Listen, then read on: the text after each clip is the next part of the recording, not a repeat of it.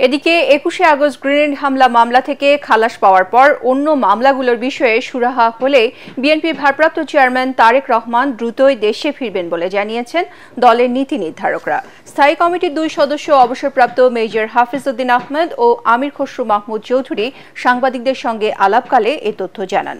আইনের প্রতি শ্রদ্ধাশীল বলেই তারেক রহমান তার বিরুদ্ধে বিগত সরকারের আমলে করা রাজনৈতিক প্রতিহিংসামূলক সব মামলা আইনিভাবেই মোকাবেলা করছেন বলে জানান তারা। রাজধানী বনানীতে আলাদাভাবে সাংবাদিকদের সাথে কথা বলার সময় তারা আশা প্রকাশ করেন তারেক রহমানের নেতৃত্বে বিএনপি আগামী জাতীয় সংসদ নির্বাচনে অংশ নেবে। তারেক রহমান সাহেব চাচ্ছেন আমরা ডিউ প্রসেস অফ ল মামলাগুলো শেষ করতে হবে, সেই জন্যই অপেক্ষা করছেন উনি। নাইলে তো ওই এক অর্ডারে শেখ হাসিনার মতো করতে এটা আমরা পারতে হতো। ওনার তো সেই উদ্দেশ্য থাকলে উনি সেটা করতে পারতেন। ওনার সব মামলাগুলো খালাস করে দেশে আসবে। আরও 4টি মামলা তার বিরুদ্ধে রয়েছে, সবগুলোই মিথ্যা মামলা। তো এইসব ক্ষেত্রেও আমরা এই রায়ের অপেক্ষায় আছি।